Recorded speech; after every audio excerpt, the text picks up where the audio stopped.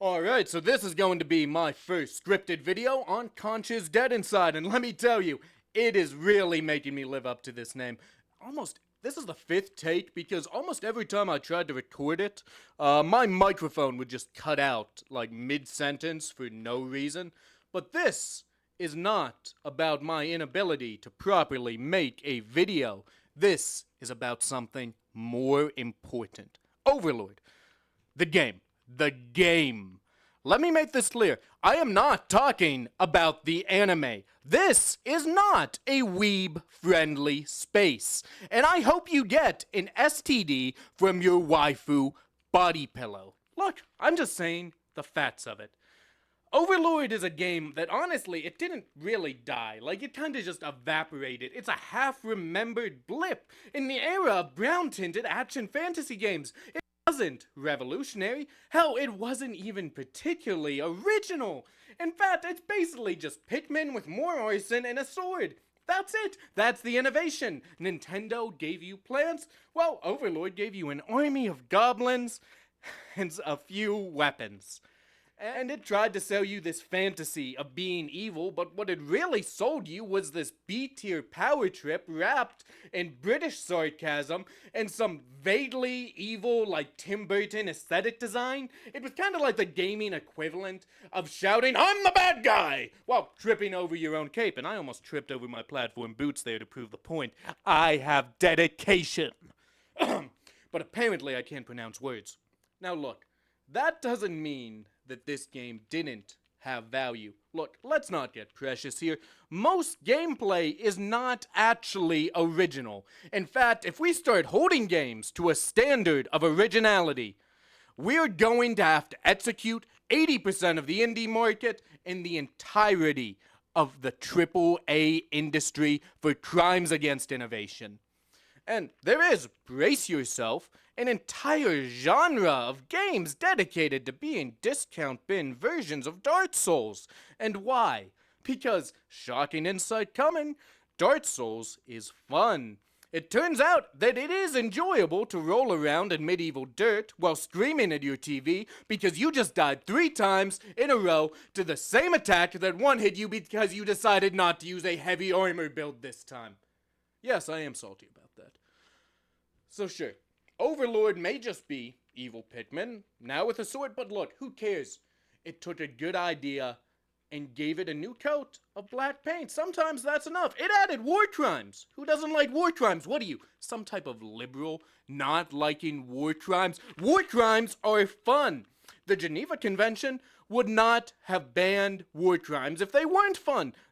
Governments don't ban things that aren't fun. No government's going around banning taxes.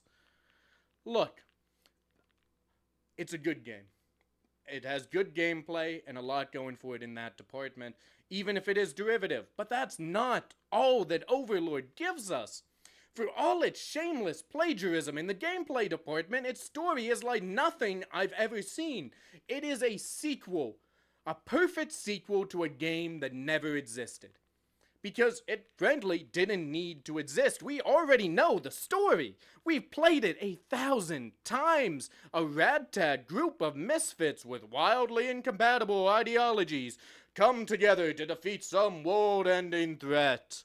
Cue friendship, cue the swelling music, cue the final blow in victorious cutscene. Roll credits. But here's the thing. No one wants to ask. What happens after?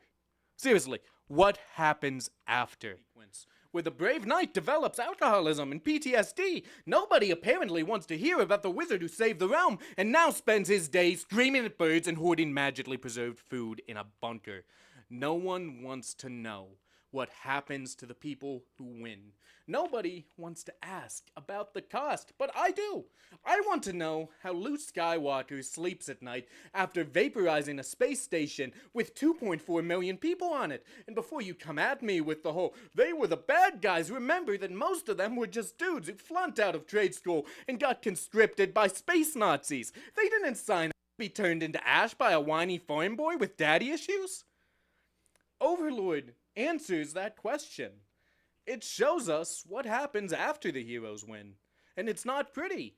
every single one of them, the warrior, the mage, the paladin, even the hobbit, they were heroes. They were the ones who saved the world, and now they're, I guess you could say, the villains. They're corrupted, broken, pathetic, which, funnily enough, is actually what most real-world heroes look like 30 years later. Alexander the Great drank himself to death after his army abandoned him. Napoleon died alone on an island that was nearly deserted, frantically telling his story for posterity in hopes that what he did mattered. The first responders in 9/11, they got cancer and died. Look, it's the same story here. Each character has a fatal flaw, a singular deadly sin, because if we're going to be leaning into the archetypes, like if you're going to have, like, you know, the hobbit, the dwarf, the paladin, the barbarian, all that, like if we're doing archetypes, we have to go the full way. Like, we're not half-assing the archetypes. We are delving deep in them. The archetype's asshole is gaped open, and my fist is deep inside. Well, that was just weird. That was a weird thing to say. Why did I say that? I'm not editing that out. I'm just questioning my sanity for that statement. And we're going to just go straight back to the topic with Melvin Underbelly. So, he's a hobbit, or a halfling if you want to avoid lawyers from the Tolkien estate. And like all hobbits, he likes to eat and eat and eat and eat until the point where he makes Nikado avocado look like he actually eats avocados, or, well, really any vegetable for that matter. Like this guy, look at this guy. This guy clearly should not be named after a vegetable. He does not eat them. Look at me and tell me this man is eating a vegetable in his single vegetable in his goddamn life. Melvin becomes a grotesque symbol of indulgence. The war, it's over. The threat, gone. And Melvin, no purpose, no struggle, no trauma processing to speak of, does the only thing he knows how to. Consume. Food, wine, comfort, attention, worship. His people adore him, not because he's noble, or wise, or strong, but because he turned their culture into a circus of overeating and instant gratification, and they love it. He didn't become a tyrant, he became something, frankly, far more disgusting. A lifestyle influencer. Like, do I even have to explain how revolting that is? I mean, seriously, look at a lifestyle influencer. Seriously, go on TikTok or Instagram right now. Like, look at Instagram Reels. Hear the opinions some of these people have. I have PTSD from listening to people's terrible opinions on Instagram. I have a 1,000-yard stare right now. Like, I'm not sure if you can see, because I think the lights are shining into my glasses. Like, I have that, like, anime light reflection thing going on. But, 1,000-yard stare. Like, I look like a World War I veteran every time I log off Insta. Like, it's even worse than Twitter sometimes. Like, at least on Twitter, you expect to hear the most retarded thing you've ever heard. Like, on Insta, you're mainly just looking at, like, chits and bikinis. Like, that's why you're on Instagram. Like, that's why I'm on Instagram. I assume that's why everyone else is. We're going to segue away from this. We're going to segue into the one thing that I do hate more than influencers, elves. Now, pour a toast to all my real Sigma male dwarf enjoyers, because, you know, being an alcoholic bearded man below 6 feet tall, I am legally required to have a violent reaction anytime I see an elf. Look at this thing. It's disgusting. Needless to say, killing Oberon Greenhaze always brings me an immense amount of joy. I actually, it's like an orgasm, honestly. Like, I get so excited killing elves. And look, my hatred of elves aside, I actually do think Oberon is fascinating. Like, once a hero, now a moss-covered joke of a monarch. His art isn't about fading glory, it's the fatal flaw of ideological escapism. That's interesting. Because, well, other heroes of Overlord, they felt a sin. Pride, corruption. Oberon, he just kinda opted out. In Oberon, we get to see a person entirely under the grip of malaise, craving an escape from reality, but finding his dreams just as torturous. That's fascinating. In fact, the entire forest has been overtaken by his nightmares. His people were all dead as a result of his escape, preventing him from acting. And also, can I just point out, green haze definitely seems to imply drug use. Like, look, I know weed isn't much of a drug, at least compared to what I take while writing these strips, but it's still kind of a pretty compelling connection, especially when you consider that this knife-eared knob gobbler is literally trapped inside of a tree. Like, I can't be the only one seeing this subtext, right? Like, it's there, it's really obvious, everyone can see it. Like, I was not the first person to pick this up. Please tell me I was not the first person to pick this up. Still, despite that, there's kind of an awareness. Like, he possesses, like, an awareness that the others don't. He seems to be the only one who's capable of regretting, like, any of his actions. Like, he never wanted this. He just kind of wanted to escape. But, like, his escapism was kind of what ruined, like, everything, honestly. And I think that's kind of relatable in a sense. Like, I think most of us are trying to escape. I mean, certainly me, anyhow. But we're not here to talk about me. We're actually going to segue onto the next subject before I start revealing myself. Sir William isn't just a paladin gone rogue. Oh, this isn't water. This is vodka.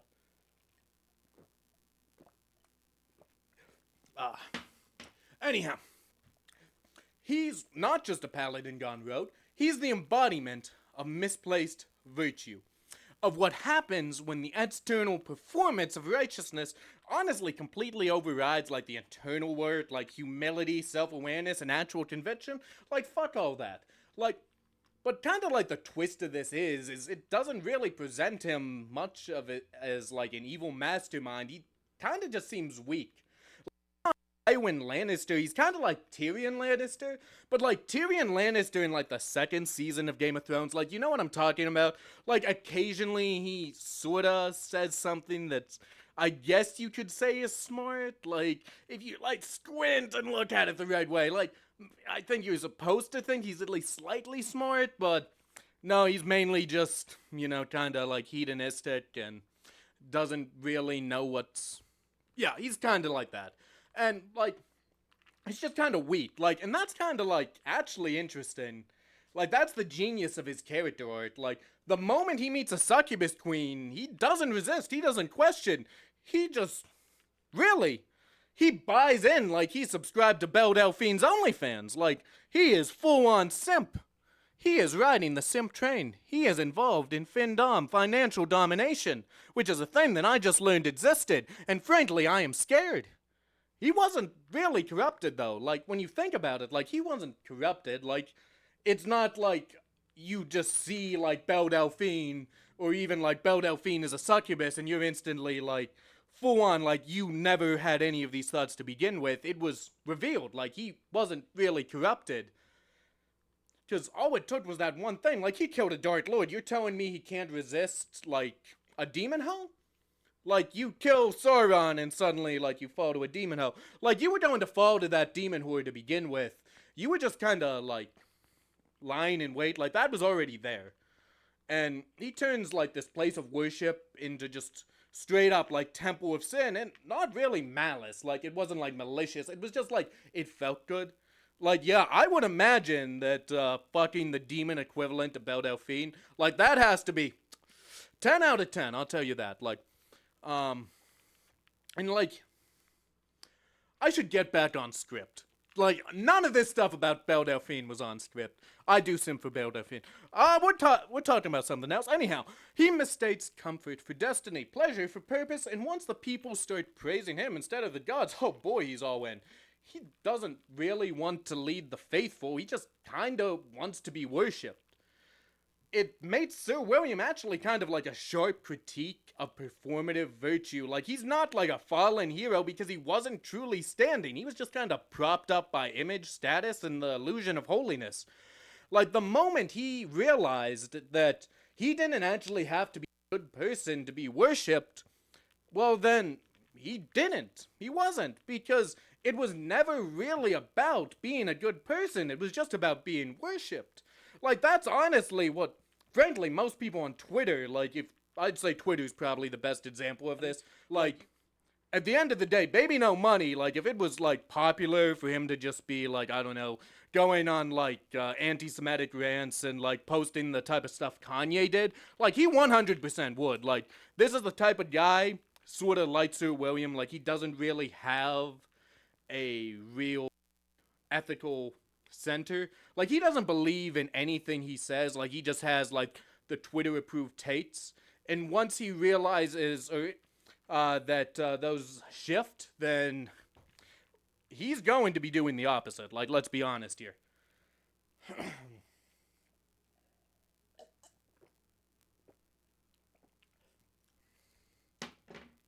I mentioned my love of dwarves earlier, and honestly, Goldo Goldison is no different. Now, I'm not going to bring up what group of people Tolkien compared the dwarves to score a cheap laugh, and no, I will not mention how many countries the dwarves have been kicked out of. Oh, sorry, I'm a chain smoker. I smoke a lot of cigarettes, and occasionally cigarettes cause you to have coughs that sound remarkably hateful. They're coughs that the ADL would not approve of. And occasionally that happens, and it's not good. You shouldn't smoke. And look, his flaw really isn't unique. In fact, it's kind of like the staple of fantasy dwarves in general. Like, okay, it's greed. Like, every dwarf, it's greed. Like, okay, they're the fallen kingdom or it's greed. And if they're the fallen kingdom, it's because they haven't been fucking enough. Like, they're like infertile or something. I don't know. Like, it's greed or infertility. Those are the struggles of dwarves. It's probably, the infertility is probably because people don't want to fuck short people. Like, that's probably it.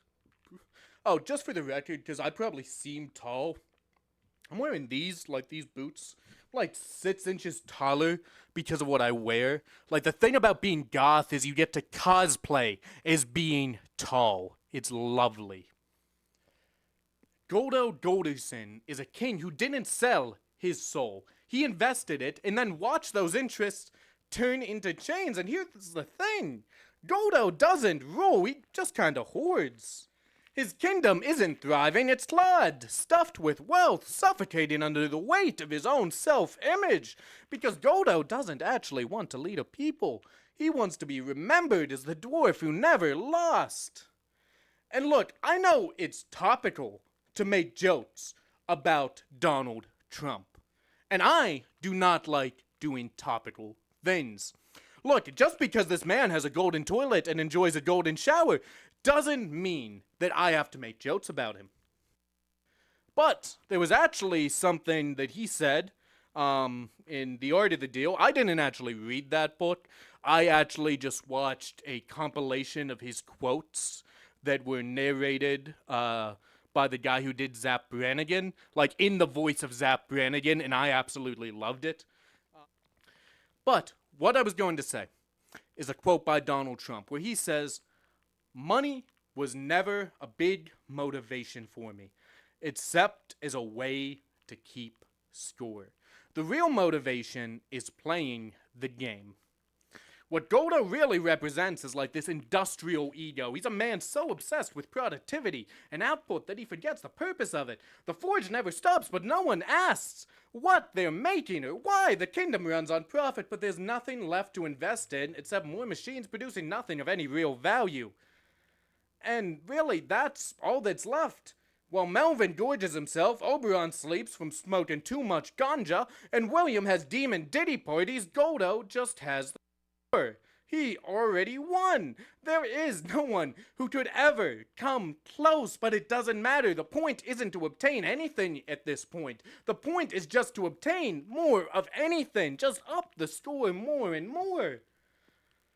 And look, I could probably make some like critique here. Like I could probably sound like a leftist. Like I could probably be saying like this is what we do. Like this is what everyone does. Like everyone just wants more of things and they don't even like the things they have. They just want more of things. But I own a throne, okay? I am not going to be condemning people for buying stupid shit. I buy way too much stupid shit. I'm not taking this moral high ground. Don't ask me to. Now, I'll be honest, the rest of the guys really are not as interesting. Like, first, I think that's like 2/3 of the game, really. Like, the game's pretty much over at this point. There's like 3 people left. The first 4 are a lot more interesting and important.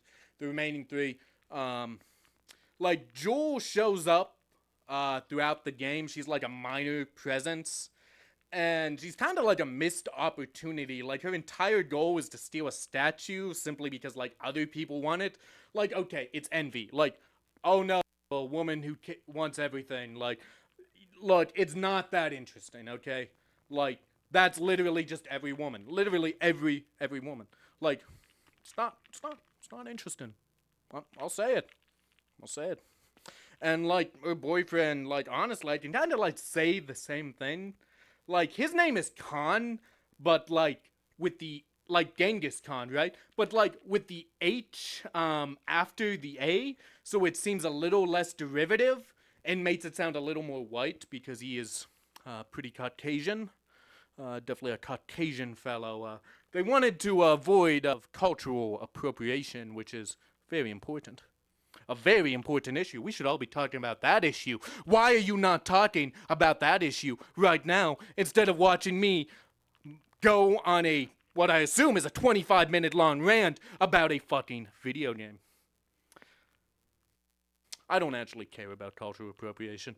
The only reason I'm not wearing like a kimono or something, like I think that's what that's called, like, you know, the Japanese robe, is because I think I would look fucking ridiculous.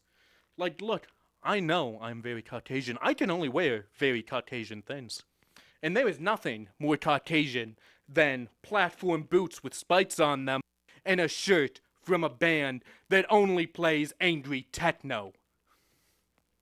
But anyhow, the thing that's kind of interesting about, like, the Joel and Khan is because they are kind of like a couple, right? Khan kind of is like a Kyle. Like, I guess I kind of glossed over that. He's just angry, right? Like, he's the barbarian, and he's angry. Can you imagine that? Like, who would have thought a barbarian's entire thing would be anger? I mean, that's a surface-level reading of a D&D handbook. That's not actually interesting. I don't think they changed as much as the other heroes did. Like, there's a certain codependency they share. Like, these two people would be, like, still in, like, 2025, they would still be using Facebook, and they would be cringing everyone out. Like, cringing everyone out by posting Joker and Harley romantic captions after every single very public fight they have on Facebook. And I'm not going to elaborate on the wizard. And the reason for that is, while the wizard is actually interesting, and I could probably go in depth on him, a lot of people haven't played this game, and I think from, like, a plot point of view, this is something that I would want people to experience for themselves, rather than for me to, like, analyze. Like, I actually want you guys to play this game. Like, you should be playing this game right fucking now. Why are you watching this video? You should be playing Overlord. And, yeah, I think my script was, telling me I'm supposed to thank you guys for, if you stuck around, this far, through me just angrily screaming and pacing around. I don't think my script expected me to be angrily screaming and pacing around. I think that's just my general demeanor. So yeah, have fun. Make sure to like and subscribe. I want to do more like video essays on like video games that I enjoy, and occasionally some that kind of like disappointed me. Like, I think it's just like, I don't want to do reviews. I don't want to be like, oh, this game is fun because I like to shoot people. Everyone likes to shoot people. I'm probably on a list right now for fantasizing about that all the time. But that's irrelevant. What's important is I want to have like videos where I can sort of like add to the conversation or like bring up like interesting things. Like, I don't want it to just be reviews, right? I feel like a lot of people kind of will like talk about games at like a really surface level. And yeah, I don't want to do that. I want to have schizophrenic rants about games. So if you enjoy my schizophrenic rants about video games, then like and subscribe. You will be disappointed.